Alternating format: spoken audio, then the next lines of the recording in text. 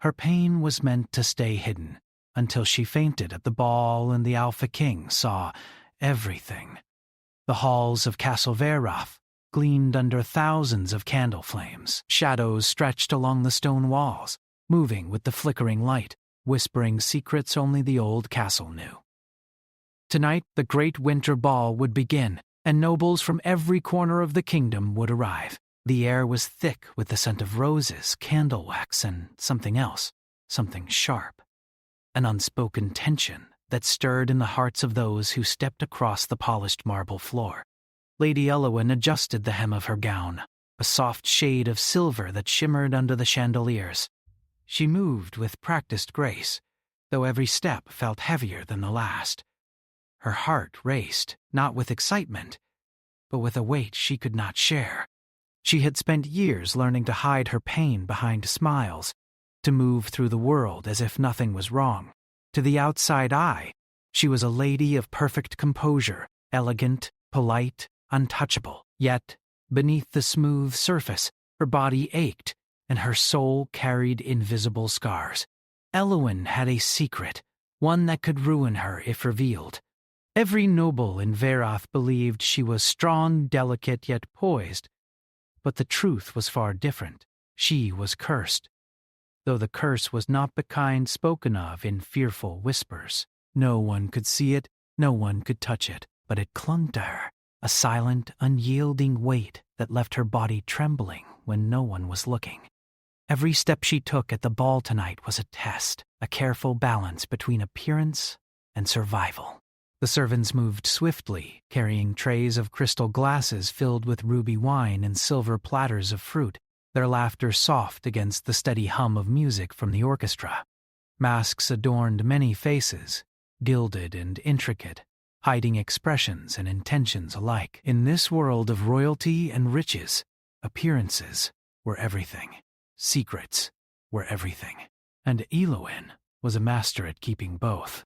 She paused before a long mirror in the hall. Her reflection stared back at her, pale, composed, almost ethereal. The candlelight softened her features, but it could not hide the shadow beneath her eyes.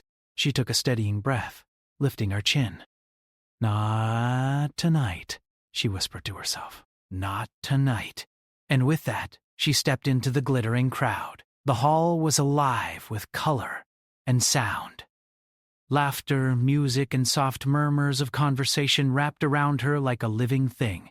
Nobles danced and bowed, masks hiding envy, greed, or secret desire. She moved among them, a silent observer, careful to nod and smile in all the right places, never too long, never too short. And then she saw him. King Cailan.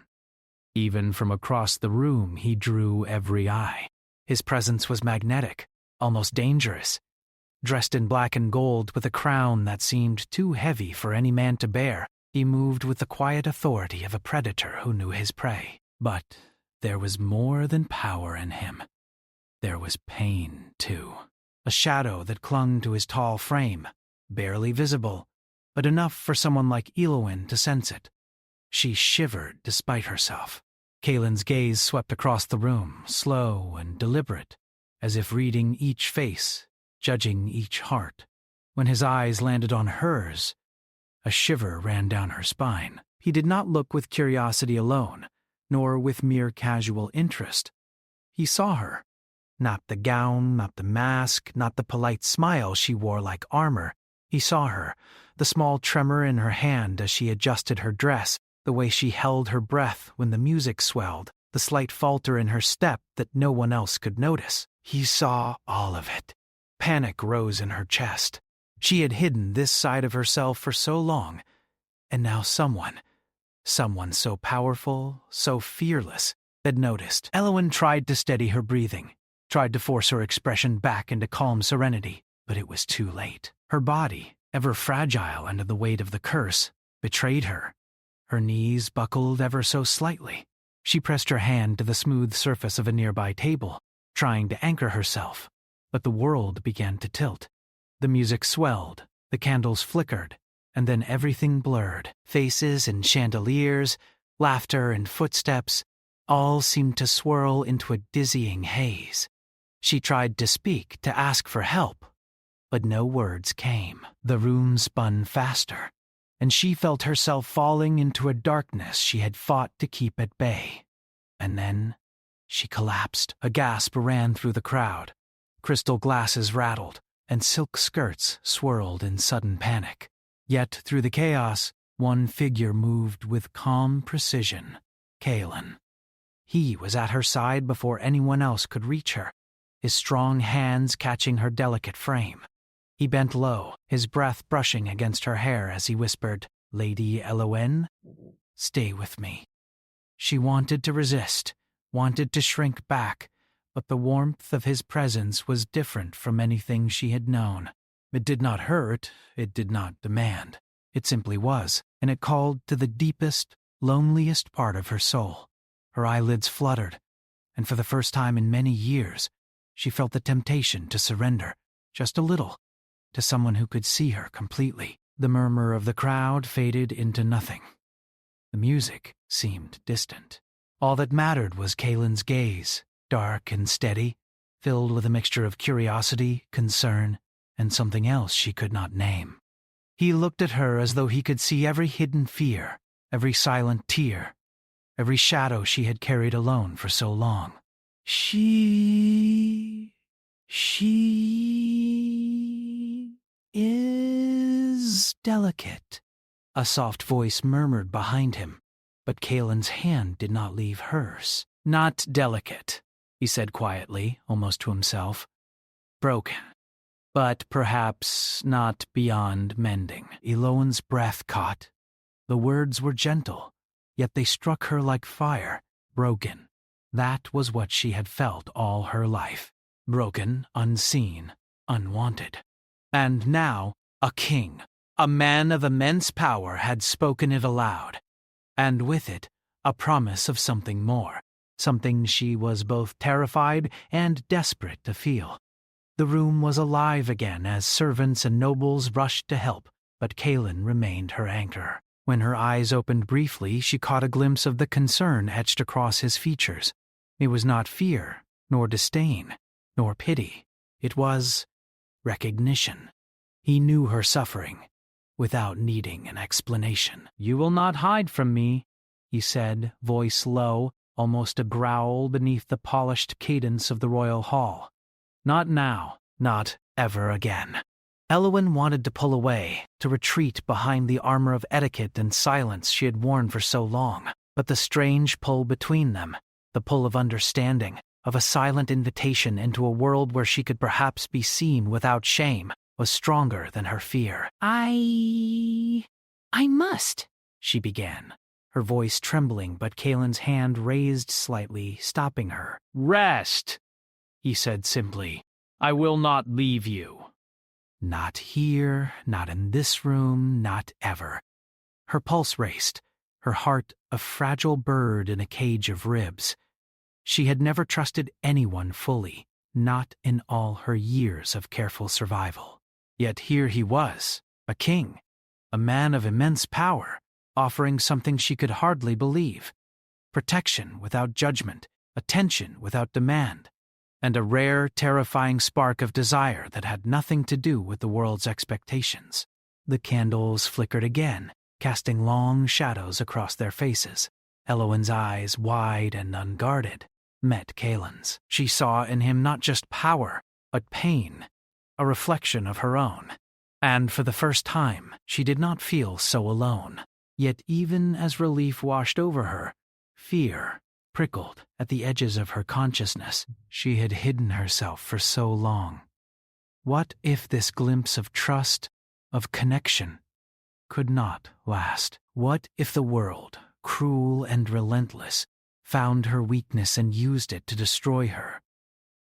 Kalen seemed to sense the doubt, the hesitation, the years of silence that pressed like chains against her spirit.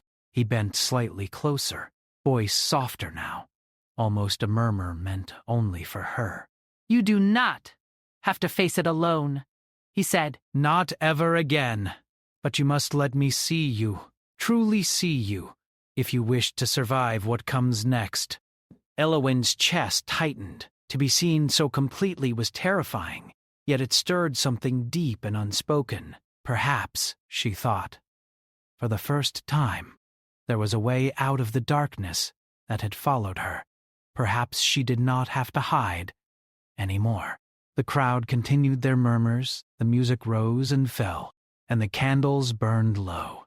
Yet in the small space of that grand hall, it felt as though time itself had stopped. Two souls, broken yet searching, had found one another in the most unlikely of places, and though she did not know it yet, the moment she had fainted, the moment Kaelin had seen her fully, had set in motion a chain of events that would change everything. Secrets would be tested, loyalties questioned, and hearts would be laid bare. Elowin, trembling yet alive, let her head rest lightly against the strong arm of the king who had seen her pain. A small, hesitant hope whispered in her chest. Perhaps, just perhaps, she could endure. Perhaps she could survive. And Kaelin, watching her with an intensity that was equal parts fascination and protectiveness, felt a spark of something he had long denied himself, a longing to mend what had been broken, not just in her, but in himself as well. Tonight, the great winter ball would be remembered not for the splendor, nor the music, nor the masks. It would be remembered for the fragile meeting of two wounded souls, and neither of them would ever be the same again. The morning after the grand winter ball, Castle Werewolf was quiet in an unusual way. Sunlight filtered through tall windows, touching the marble floors and gilded halls, but it could not reach the shadows that lingered. Lady Elowin awoke in a small, secluded chamber reserved for the rare guests the king wished to keep near. Her head throbbed faintly, a reminder of the collapse that had shaken her the night before. Kaelin had not left her side, not once. A soft knock at the door announced breakfast, but she could not move quickly enough to dress. When he entered, clad in dark robes instead of armor, his gaze softened, as it always did when he looked at her. "Good morning," he said quietly, almost as if speaking too loudly might break the fragile moment.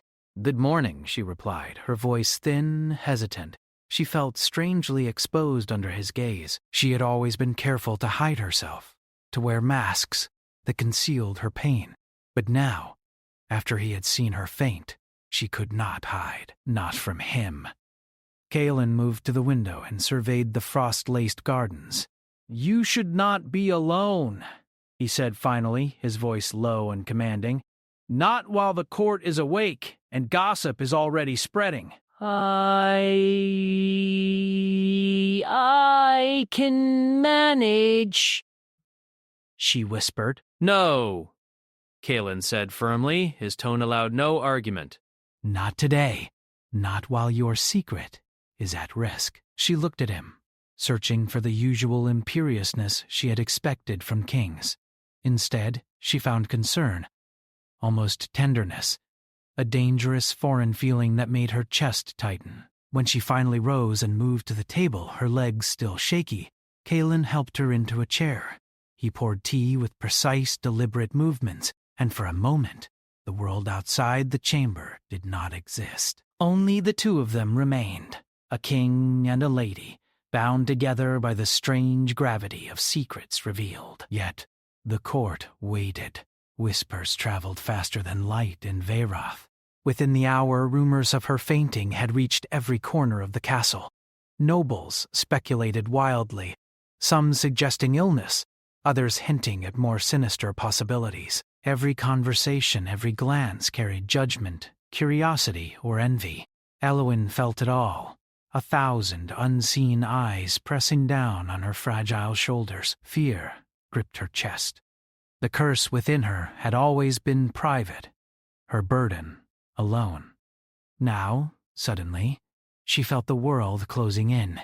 Kaelin, sensing her tension, reached across the table and placed a hand lightly over hers. The contact was gentle, yet it carried a quiet authority. "Ignore them," he said softly. "They do not matter. Only you matter to me." She wanted to pull away, to retreat into the walls she had built around her life. but his touch anchored her. It reminded her that there could be someone who would see her and not recoil, someone who would not use her weakness as a weapon. Over the next days, Kaelin insisted she remain close, escorting her through the castle halls, often claiming she needed rest, sometimes speaking to advisors in ways that ensured her safety without drawing too much attention. Elowyn was torn. She felt both trapped and protected, frightened and comforted. The king's presence was overwhelming. Every movement, every word from him carried weight. His voice, deep and commanding, could silence a hall of nobles or calm the tremor in her chest. Yet beneath that authority, she sensed a vulnerability he did not show to the world. One evening, as the sun dipped below the horizon, painting the sky in shades of fire and violet, Kaelin led her to the balcony overlooking the frost-coated gardens. The air was sharp, and her breath formed small clouds in the cold. The city lay spread below, its lights twinkling like stars fallen to earth. "You hide so much," he said, his voice low, almost a whisper against the wind. "Even after what you allowed me to see, you still wear a mask." I have no choice," she said quietly. "If people knew, they would see me as weak, or worse." "Worse?" Kaelin asked, his dark eyes narrowing slightly. Worse than what? Do you truly believe anyone could treat you as less when you are as extraordinary as you are? Extraordinary? She had never thought of herself that way. Broken, yes. Hidden, yes. But extraordinary? The thought was foreign, almost frightening, yet it touched something deep inside her. Kaelin stepped closer, the space between them charged with something she could not name. She wanted to step back, to maintain her careful control, yet her legs refused. Something in his presence demanded trust, even if her heart screamed caution. "You are not fragile," he said, his voice dropping further, almost a growl. Not as the world defines it, but strong. Stronger than you know. And yet, he paused, studying her. You are not untouchable. That is why you need someone. Someone who will not break you, but will hold you through the storm. She wanted to argue, to say she could manage alone, but the truth clung to her like the cold wind on her skin. She could not. She had been alone for too long, hiding in shadows, carrying the weight of her curse without help.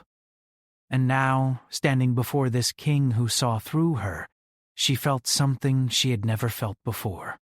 Hope. Days passed, blending into nights. Kaelin remained a shadow at her side, always present, yet never demanding. He spoke little, letting her recover at her own pace. But she felt his gaze even when he was silent, a constant reminder that someone could see her completely and still care.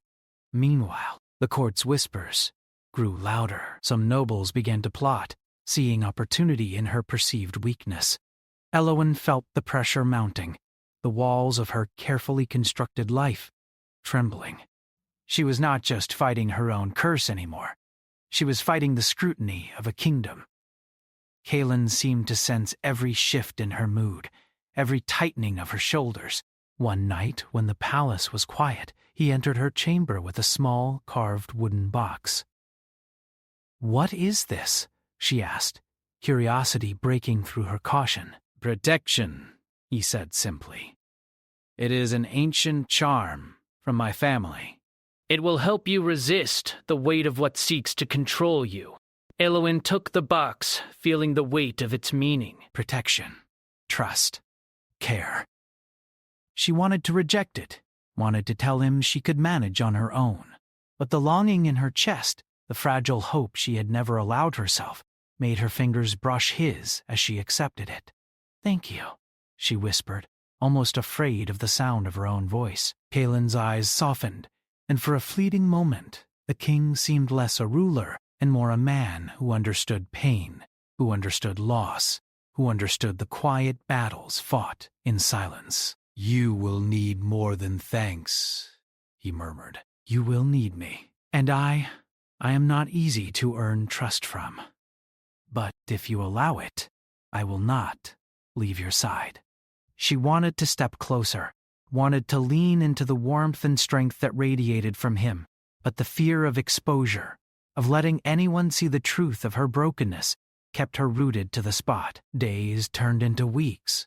Kaelin kept her close, escorting her through the court and into the gardens, where the frost glimmered like diamonds beneath the moonlight. He showed her hidden corners of the castle, secret libraries filled with books that smelled of old paper and magic. She began to see a side of him no one else knew.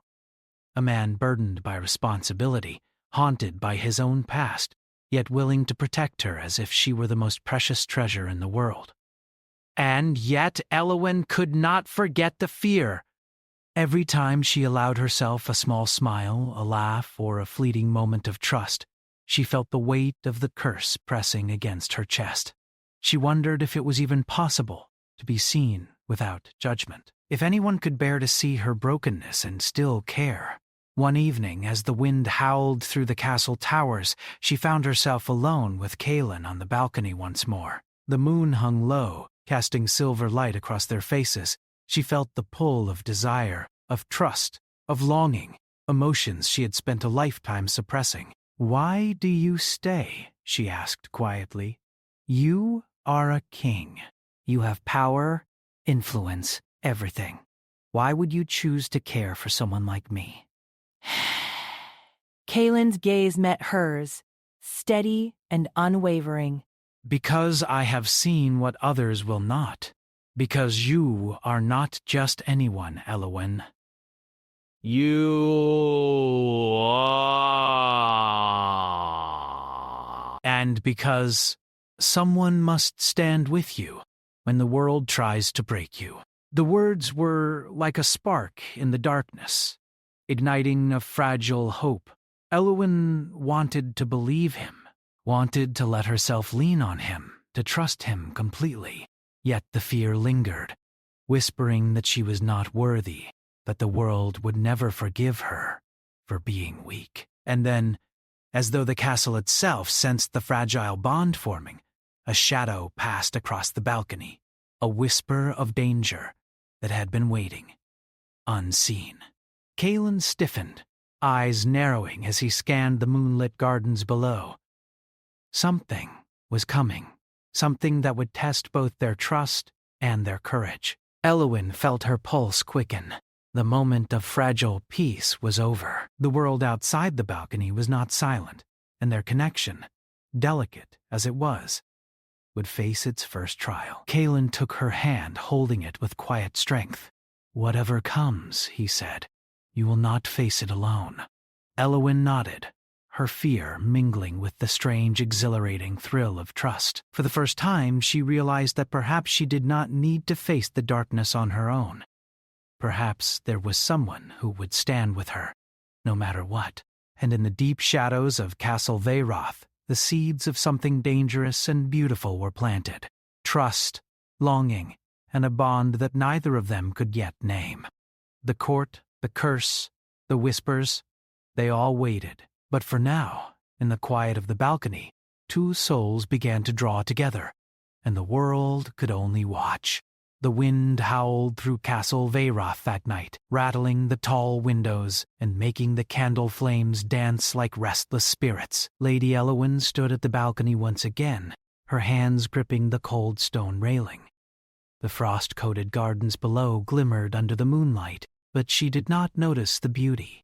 Her mind was tangled in worry, in fear, and in thoughts she had tried so hard to keep buried.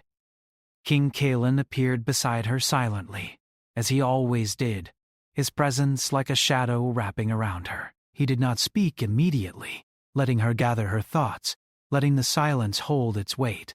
Eowyn had begun to notice that sometimes, in his quiet moments, he could say more than words ever could. Finally, he broke the silence. "You've been quiet these past days," he said softly, "and yet I know your thoughts, even when you try to hide them." Eowyn shook her head. "You should know." "No one should know. Not like this." Her voice was almost a whisper. The truth of her curse, the hidden pain she had carried all her life, was a secret she had fought to keep. She had feared judgment, rejection, even abandonment. And yet, here he was, a king, seeing her fully and not recoiling. Kaelin's gaze softened. I see you, Elowen. Every part, and I do not turn away. Her heart thumped painfully. To be seen, really seen, was terrifying. But it was also comforting. And in that comfort, a dangerous vulnerability began to bloom. She wanted to run, to hide behind the walls she had built her entire life. But at the same time, she wanted to stay, to trust, to lean on someone for the first time in years. I don't know if I can trust anyone, she admitted, voice trembling. I've spent my life hiding, pretending everything is fine, and... She stopped, unable to say more. The weight of years of silence pressed down on her chest, threatening to break her. Kaelin reached for her hand.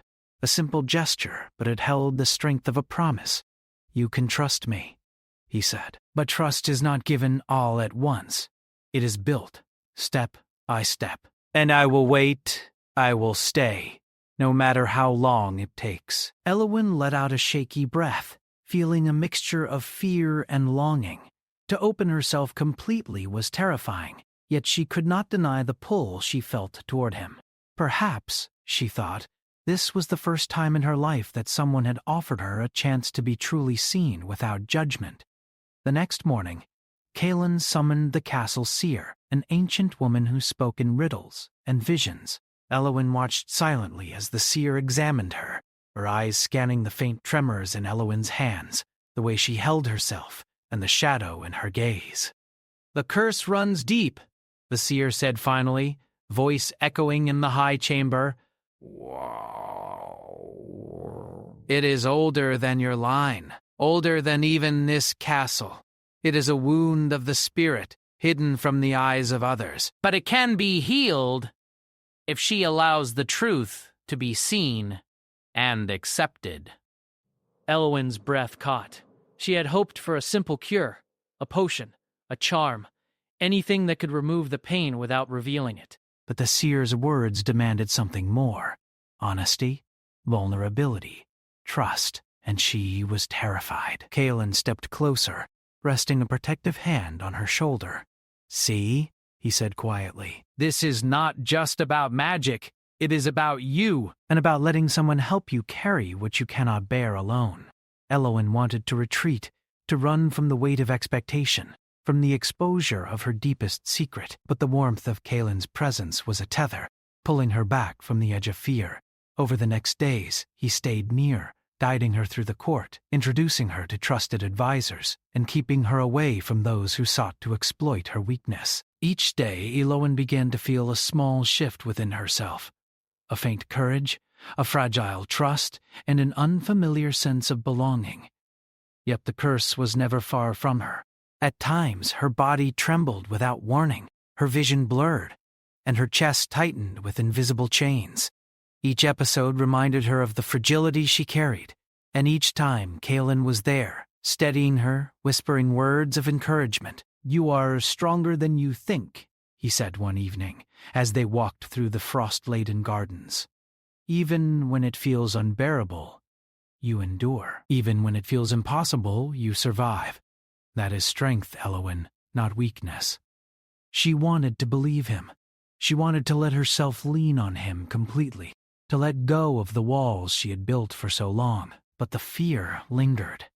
The fear that if she let herself be seen fully, she would be rejected, abandoned, or worse. One night as they sat by the fireplace in the private chamber, the wind howling outside, Elowen finally spoke. I have never told anyone, she admitted, her voice small.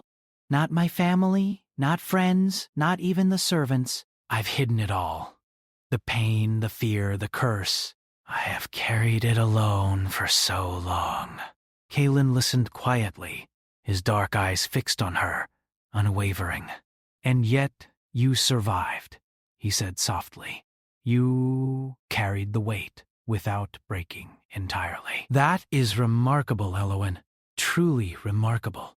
Her eyes filled with tears, and she looked away, ashamed of the vulnerability that spilled from her lips. "But it's too much," she whispered. "I don't know if anyone can." Kailin reached for her hand, holding it gently. You don't have to be alone anymore. Not while I am here. The sincerity in his voice struck her, and for the first time she allowed herself to believe it. She leaned slightly toward him, just enough to feel the warmth of his presence, the strength that radiated from him, and in that moment, something fragile yet powerful began to bloom between them, a trust that neither had fully expected. But the world outside the chamber was not idle. Rumors of her fainting, her fragile health, and Kaelin's protective attention spread through the court like wildfire. Some nobles whispered of scandal, others of opportunity. Elowen felt the pressure, the judgmental eyes, the silent accusations that could pierce even the strongest armor. Kaelin sensed the tension, and his presence became more protective, more insistent. He accompanied her to meetings, sat near her during court gatherings, and ensured she was never alone when the whispers grew too loud. And yet, even with his vigilance, danger lurked in the shadows, an unseen force that watched, waited, and sought to exploit her curse. One evening, as they walked through the moonlit gardens, a strange feeling prickled the edges of Elowen's mind. The air seemed colder than usual, the shadows deeper, and the silence heavier. She felt it before Kaelin did, a presence, hidden yet unmistakable. Kaelin stopped suddenly, his hand gripping hers tightly. "Do you feel that?" he asked, his voice low. Elowen nodded, her heart racing. Yes, someone... "Something is watching us." He scanned the gardens, eyes narrowing. "Stay close," he commanded. "Do not let go of my hand." They moved carefully through the gardens, their steps silent on the frost-covered paths. Every shadow seemed to shift, every sound amplified in the quiet night. Elowen felt fear rising, but this time it was tempered by the certainty of Kaelin's presence. She was not alone. And then, from the edge of the garden, a figure emerged, a cloaked figure, moving silently, with eyes that glimmered unnaturally in the moonlight. Kaelin stepped in front of Elowen, his stance protective, his gaze sharp and unyielding. "Who are you?" he demanded, his voice cutting through the silence like a blade. The figure did not answer. Instead, a cold wind swept through the garden, and Elowen felt the familiar tightening of her chest, the invisible chains of the curse reacting to the presence of this stranger. Panic surged within her, but Kaelin's hand held hers firmly, steadying her against the rising fear. "You will not touch her," Kaelin said, his voice low, dangerous. "I will not allow it." The cloaked figure paused, as if considering his words, then retreated into the shadows, disappearing from sight. The tension in the garden did not dissipate immediately. Elowen's heart pounded, and the tremor of her curse lingered in her body. Kaelin turned to her, his expression softening as he brushed a lock of hair from her face. "You are safe," he whispered, "for now, but we must be careful. There are forces at work that will not stop. And your curse, it is not just your burden. It is a beacon." Elowen felt the weight of his words, the reality of her situation pressing down on her. Yet, despite the fear, she also felt a strange exhilaration, a recognition that she was not entirely powerless. With Kaelin by her side, she could face dangers she had never imagined confronting alone. That night, as the castle slept, Elowen lay awake, thinking of Kaelin, of the cloaked figure, and of the fragile trust that had begun to grow between them. She realized that her life had changed irrevocably. The curse, the court, and the dangers lurking in the shadows would test her courage, her heart, and her trust. But perhaps, she thought, with a mixture of fear and hope, she could endure it all if she did not face it alone. And Kaelin, in the darkness of his own chamber, thought of her as well. He thought of the courage it took to let him see her, of the fragility that had drawn him in, and of the bond that was forming between them. He knew the trials ahead would be dangerous, perhaps even deadly, but he also knew this: he would not abandon her. Not now, not ever. Tonight, the world outside Castle Werewolf waited in silence.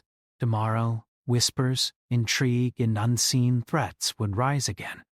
But for now, two souls, bound by secrets, pain, and the fragile spark of trust, had found each other in the dark, and neither of them would ever be the same. The castle slept under a silver moon, yet in the halls of Werewolf, sleep was uneasy. Lady Elowen paced her chamber, her fingers clasped tightly as she tried to calm the storm inside her chest. The memory of the cloaked figure from the night before lingered like a shadow that would not leave. The curse within her stirred restlessly, sensing danger that she could neither see nor fully understand. Kaelin entered quietly, his dark cloak brushing the floor.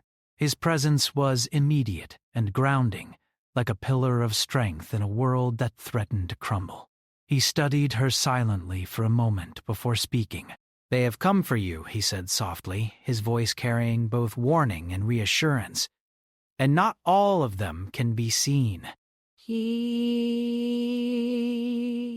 Elowen shivered, the truth of his words settling deep in her bones. She had hidden her pain all her life, believed that silence was her only shield.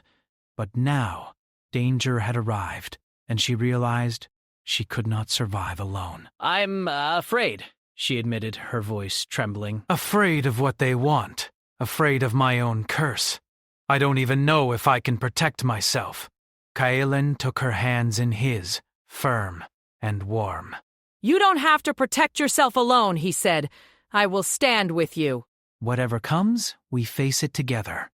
His words, steady and unwavering, stirred something deep inside her.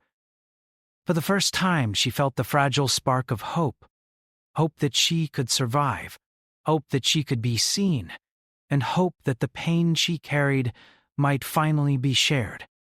The next day, the castle guards discovered evidence of a dark presence lingering near the outer walls.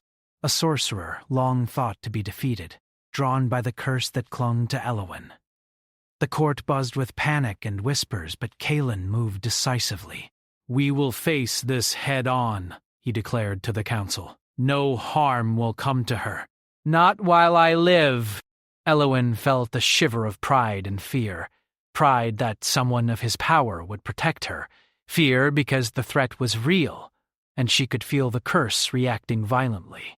It pulled at her chest, making it hard to breathe, and she realized that the fight ahead would not just be physical, it would be a battle of wills, courage, and trust. That evening, Kaelin led her to the ancient hall beneath the castle, where the oldest records of Werewolf were kept. Dusty tomes and scrolls filled the air with the scent of old paper and faded ink. The hall seemed alive, whispering secrets to those who would listen. "The curse," Kaelin began, "is older than anyone can remember. It is tied to our kingdom's past, to betrayal and broken promises. But there is a way to end it. You must face the truth of your pain, and I will stand with you every step." Elowen's heart pounded. The idea of facing the curse fully, revealing every hidden scar and trembling fear, was terrifying. But Kaelin's calm presence, his unwavering gaze, made her feel as if she could endure it. Perhaps this was the moment she had been waiting for, an opportunity to reclaim herself from the shadows that had haunted her. The ritual to confront the curse required them to venture into the castle's forgotten crypts, a labyrinth of stone corridors and shadowed chambers. Torches lined the walls, casting long, flickering shadows that danced like living spirits. The air was cold and heavy, filled with the scent of ancient magic. "Elowen," Kaelin said softly as they stepped into the first chamber. "Stay close. Trust me." She nodded, gripping his hand tightly. Her heart raced, but it was no longer just fear. It was determination. She would face this curse. She would confront the pain she had carried alone, and she would not face it without him. Deeper into the crypts, they reached a chamber where the walls were inscribed with old runes, glowing faintly with a silver light. A cold wind swept through, carrying whispers of anguish and regret. Elowyn felt the curse pull at her chest, her body trembling as visions of her past, her fears, and her hidden sorrow surrounded her. Kaelin held her close, his voice steady in her ear. "You are not alone. You are never alone." "Breathe, Elowyn, face it with me." She closed her eyes, taking shaky breaths, and for the first time, allowed herself to see the pain she had hidden. Memories of isolation, fear, and endless struggle surfaced, threatening to overwhelm her. But Kaelin's hand on hers, his steady presence, anchored her. She opened her eyes, and together they spoke the words that had been trapped within her for years. "I am not broken," she whispered. "I am not alone. I will not hide any more." The runes on the walls flared, responding to the truth in her words. The curse shuddered, releasing the tension it had held for decades. The air grew lighter, the cold less sharp, and for the first time in her life, Elowyn felt a sense of freedom. Kaelin's eyes softened as he looked at her. A mixture of pride, relief, and something deeper, something tender and unspoken. "You were never alone, Elowyn," he said, "and you are far stronger than you knew. Together we have faced it. Together we endure." Tears filled her eyes, but they were not tears of fear. They were tears of release. She had carried her pain alone for too long, and now it was shared, acknowledged, and transformed. She felt lighter, freer, more alive than ever before. The danger, however, was not yet gone. The cloaked figure had returned, attempting to disrupt the ritual, but Kaelin's strength and vigilance kept them safe. The threat was real, yet Elowyn no longer felt powerless. She had faced the darkness of her own soul and found courage. And with Kaelin by her side, she could confront whatever the world sent their way. As they emerged from the crypts, the first light of dawn painted the castle in soft gold.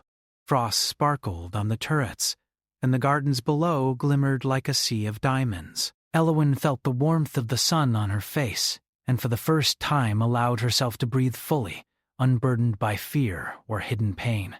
Kaelin stood beside her, silent, his dark eyes reflecting the rising sun. He reached for her hand, and she did not pull away.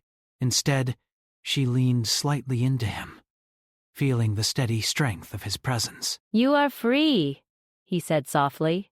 "And yet, this freedom is not just yours." "It belongs to both of us, if we choose to face the world together." Elowyn smiled, a fragile, radiant smile that spoke of trust, hope, and the beginning of something new. "Together," she whispered. The castle had survived the night, and the curse that had bound her for so long had been broken, not by magic alone, but by courage, truth, and trust. She had faced herself, and in doing so, she had found strength she had never known. Kaelin, watching her, felt a rare warmth fill his chest. He had long ruled with power and authority, but he had rarely felt the quiet strength that comes from protecting, supporting, and witnessing the courage of another soul. In Elowyn, he had found not just someone to care for, but someone whose resilience mirrored his own hidden struggles. The world outside Castle Veyroth would continue to whisper, to challenge, to test, yet within the castle walls, a bond had been forged, a bond of trust, respect, and deep, unspoken affection. Elowyn had discovered that vulnerability was not weakness, that sharing pain could be a source of strength, and that even the darkest past could give way to light when met with understanding and care. As the day fully broke, Kaelin and Elowyn walked through the frost-kissed gardens, their hands entwined, their steps steady. The danger that had once threatened to overwhelm them now seemed distant, and the future, while uncertain, was theirs to face together. And in that quiet, golden moment, both of them understood a truth they had never allowed themselves to acknowledge fully before. The greatest power was not in crowns, authority, or magic. It was in trust, courage, and love shared between two souls willing to see each other fully, without fear or reservation. The kingdom of Werewolf would remember the Winter Ball not for its splendor or music, but for the quiet triumph of two hearts finding each other amidst darkness, fear, and uncertainty. And for Elwyn and Kaelin, the dawn was not just the start of a new day. It was the start of a new life, a life in which pain could be shared, love could flourish, and shadows could finally be faced together. They paused atop the highest balcony, overlooking the glittering city below. Kaelin drew Elwyn close, his arm around her, protective and steady. The wind whispered through the towers, carrying a promise of new beginnings. "You are safe now," he said, his voice soft, filled with warmth. "And I will stay by your side, always." Elwyn leaned into him, feeling the truth of his words, the strength of his presence, and the fragile, brilliant light of hope growing within her. "Always," she echoed. For the first time in her life, Elwyn did not feel alone. For the first time, she felt seen, understood, and whole. And as the sun rose over the kingdom of Werewolf, it cast its light on two souls who had faced the darkness together and emerged stronger, bound by trust, courage, and the quiet, enduring power of love.